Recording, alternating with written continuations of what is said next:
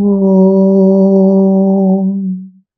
Jananim Sharadam Devim Ramakrishnam Jagadgurum Padapadme Tayo Shritva Pranamami Muhurmuhu.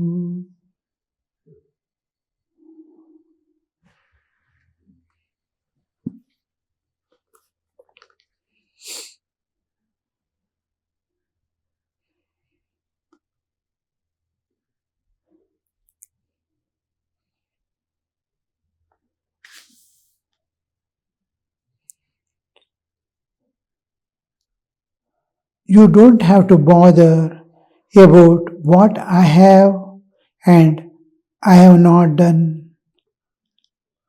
Sadhaka is arguing with the master. Sadhaka, you talk about churning the butter. Have you done it yourself? Many people ask these questions to have you realized God. But the sadhaka, this particular person, by the will of God, has been brought there to make the people understand. A sadhaka, he may be sadhaka, but the one part is doubting mind, and other part is the arguing type of mind, which doesn't come to any conclusion. After reading many scriptures and reading much, this confusion comes into mind. They cannot find out the difference between a genuine and an artificial. So the mind is confused. That's why Vivekananda says, reading many books is like entering into a great forest. Shabdajalam Maharanyam Chitta Brahmana Karanam. You are like running about in the forest, not knowing what direction to go. Shabdajala, you are entering into many reading, especially nowadays they have this internet. Some topic you take out, hundreds of things, hundreds of opinions come. And you'll be so much confused. It's Shabdada, you are entering into Shabdajala, a network of words in which you are getting caught, like Maharanyam, great forest, Chitta Brahmana Karana. Mind starts running about here and there, never to come to a conclusion.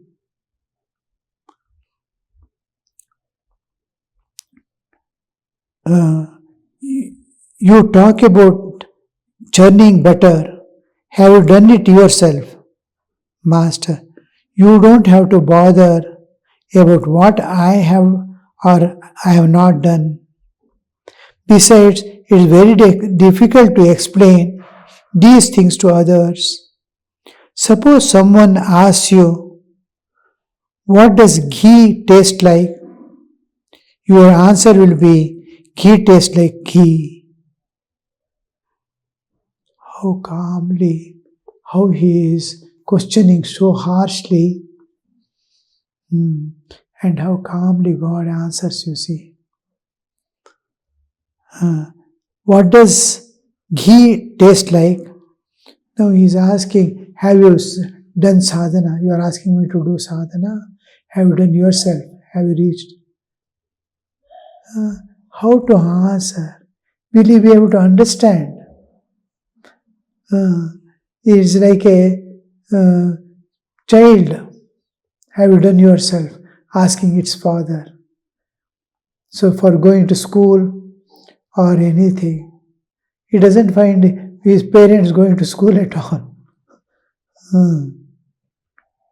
But how that question,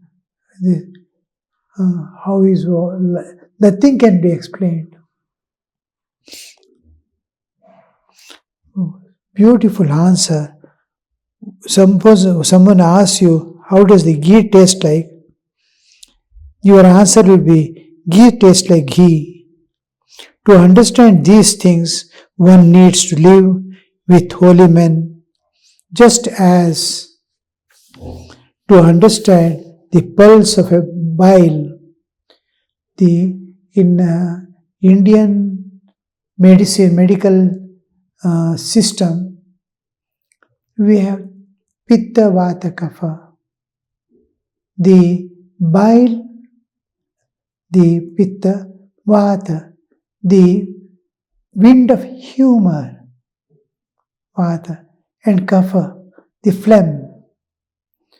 The pains and all come because of the vata, the and pitta, all stomach and other problems, including tensions in the brain, unable to understand, drowsy, everything is connected with the food that we eat.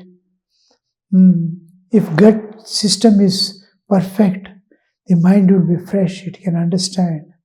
Any difference there in taking food, the varieties, this, that, and all, mind becomes dull or excited. So it is the bile, vata, pitta, kapha, the cold, cough, body ache, pains, all these things come under the kapha.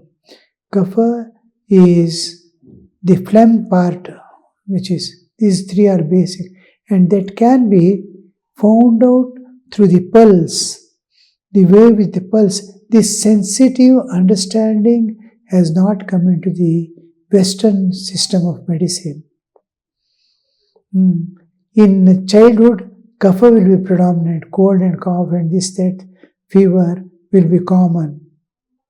And in the middle ages, you will see that stomach problems are predominant. Bile, pitta is predominant. And in old age, vata, the pains, joint pains, this, that, all will be predominant. Others will be there, but predominance will be. When they are balanced, a healthy body will be there at all times.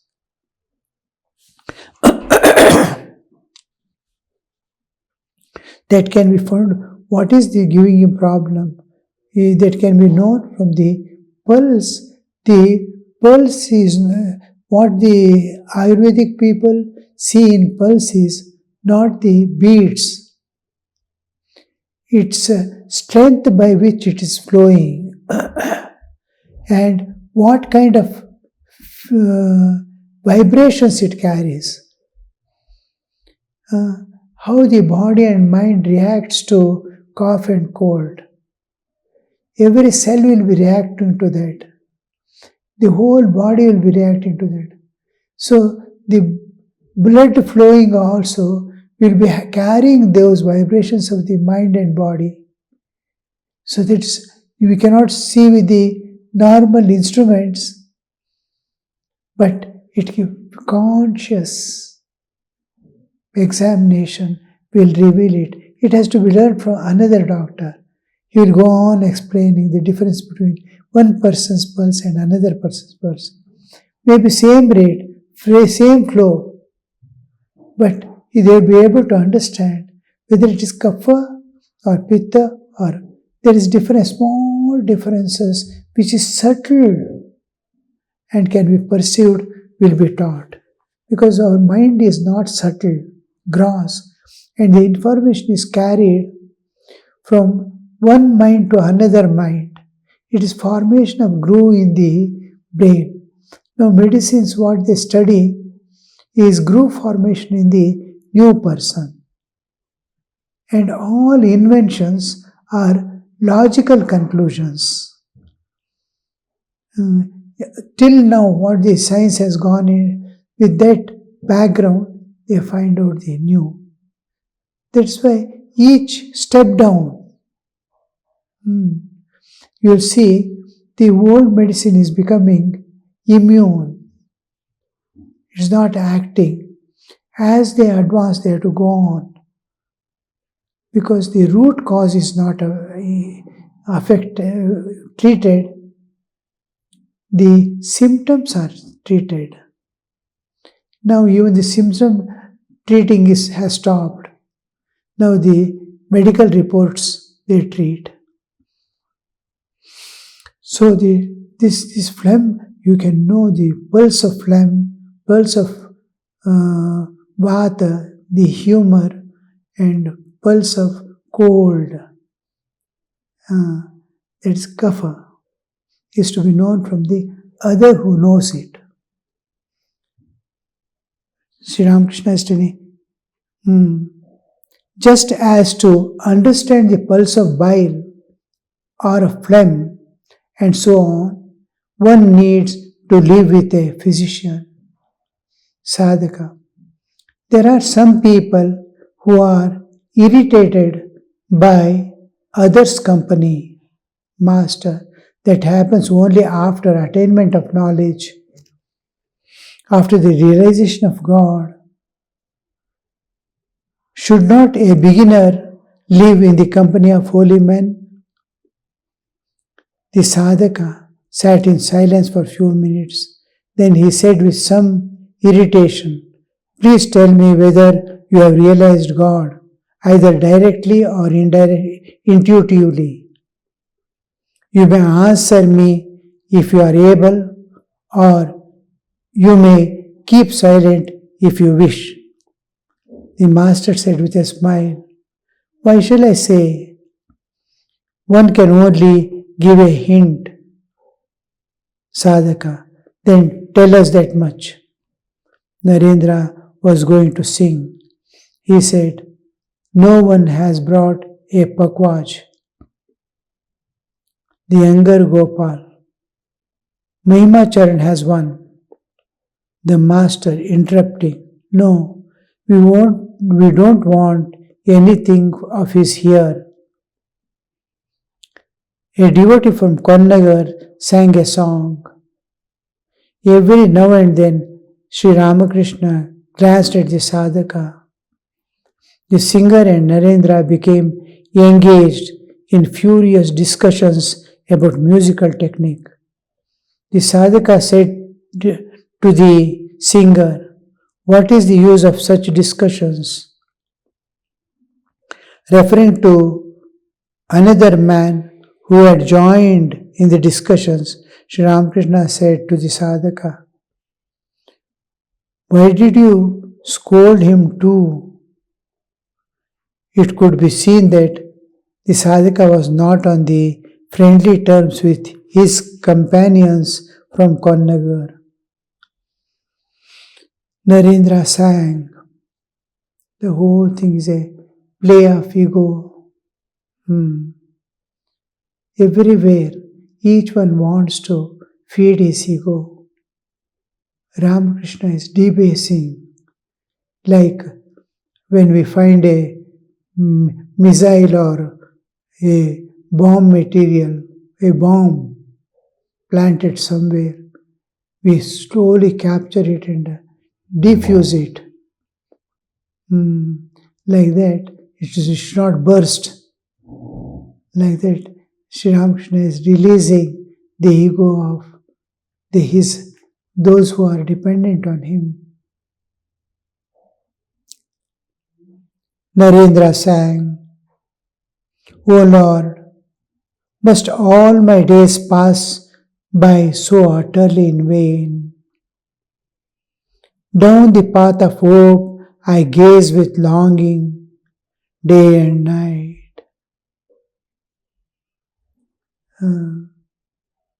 These are real silent sadhakas who has renounced their ego or surrendered their ego to God. Naren and all these who come to Sri Ramakrishna after schooling in so many places, so many lives, they will be coming to Sri Ramakrishna's feet for final understanding and sadhana. It is like post-graduation. They have to go for schooling and all that, finish their education, and then enter into post-graduation and research.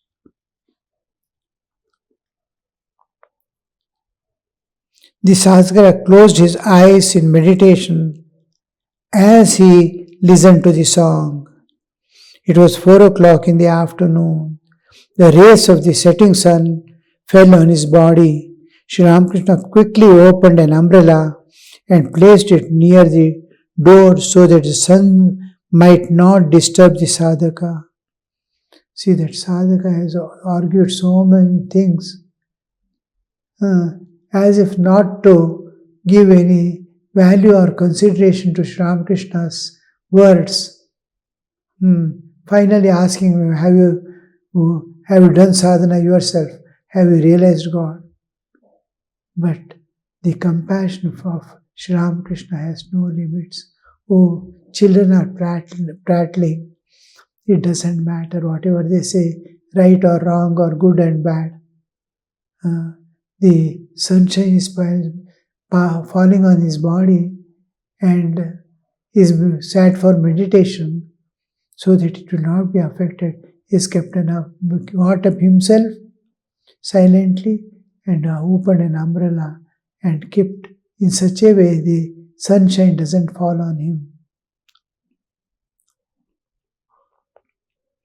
Narendra sang again, "How shall I call on thee, O Lord, with such a stained and worldly mind? Can a straw remain unharmed, cast in a pit of flaming coals? Thou, all goodness, art the fire, and I, all sin, am but a straw. How shall I ever worship thee? The glory of thy name, they say, redeem those even the past redeeming. Yet, when I chant thy sacred name, alas, my poor heart quakes with fright. I spend my life a slave to sin. How can I find a refuge? Then, O Lord, within thy holy way. In thine abounding kindness, rescue thou this sinful wretch. Drag me off by the hair of my head and give me shelter at thy feet." This is an important thing. When we do a wrong act, we do not understand what will be its consequences. As this wrongdoing goes on accumulating and there is no refuge like state comes, then a person understands the gravity of the guilt that remains within. The guilt manifests. Actually, it may not be actually such a sin. He is able to sit there, he is praying to God. Will a person who is actually sinful or engaged in sin, can he think of God and pray to God with an attitude of surrender? But this person who has been there, listening to all these things, his mind is there on God. He is praying to God. Why he is thinking himself a sinful? Because he is not able to advance. He is not able to, something is there obstructing him. He wants to attend but is not able to move. It is just like a person in sleep. In dream he sees a thief coming in and is trembling. He wants to go out. He is not able to go out. He wants to shout. He is not able to shout because it's in dream. He is seeing. He is struggling. When he wakes up, he sees nothing was there. So this kind of struggle happens with the guilt projecting it to be more powerful and making him sink down. Then such songs pleases the sadhaka. These are written by enlightened souls taking upon themselves the state of a sadhaka, various types of sadhakas they will be feeling. How shall I call on thee? I am going back to the source from the beginning. How shall I call on thee, O Lord, with such a stained and worldly mind? There are two words, stained and worldly mind. The worldly mind is what is driving forth, and the stained mind is the effect. Till now, what has done the effect? Mind has become stained, and mind is again trying to go in the same direction.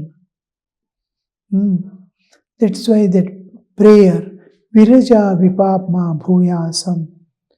May I become Viraja, free from the rajas, that is what is driving me into the worldliness. What is driving me? Rajas is driving him into the activities and greed, lust and all this. So the drive, Viraja, may I become free from that rajas which is driving me into desires and actions. Viraja. Vipapma, what I have done, it has anointed me, it has stained me. Stain also you remove. The karmic load that have occurred, the tendencies have gained because of my past actions, this also you remove. Tendency to go in the same direction, that also you remove.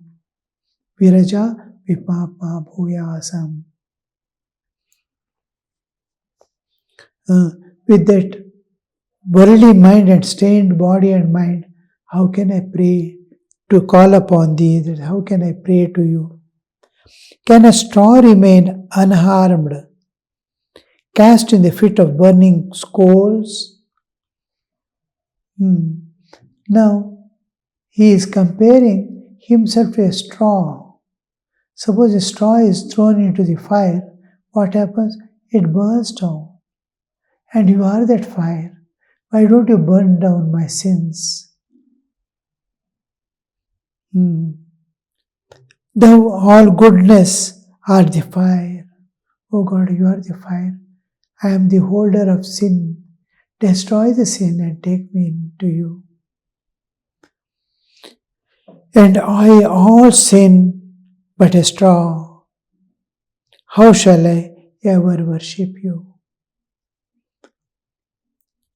The glory of thy name, they say, redeems those even past redeeming. They have gone beyond the redeeming range. Such sins they have done that even redeeming is not possible. But your name, they say, redeems even such souls who have passed over that. So you are that.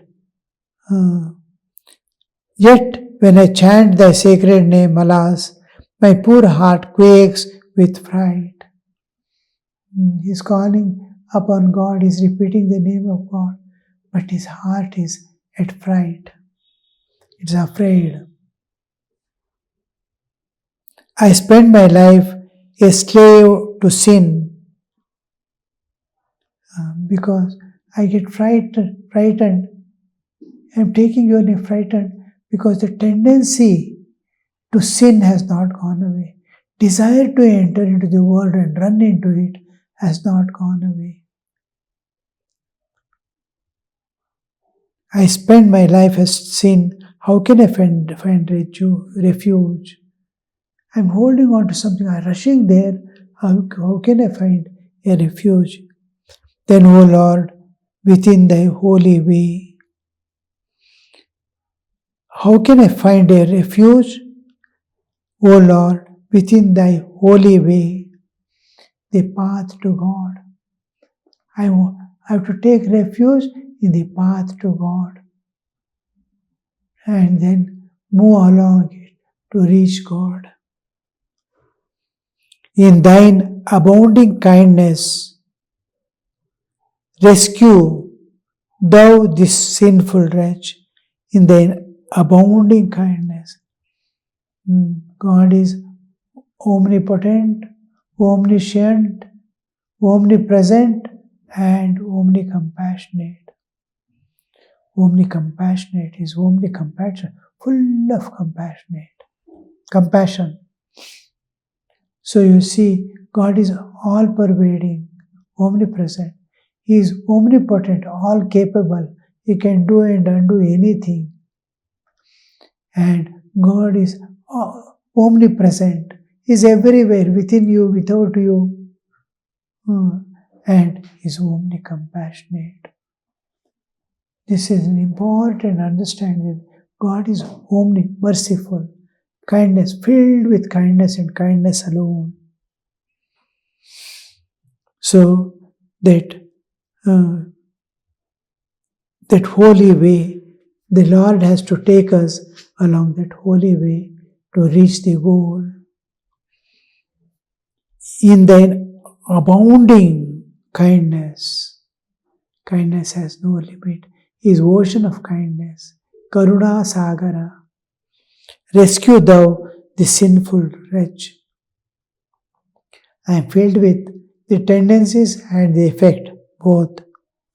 Drag me off by the hair of my head.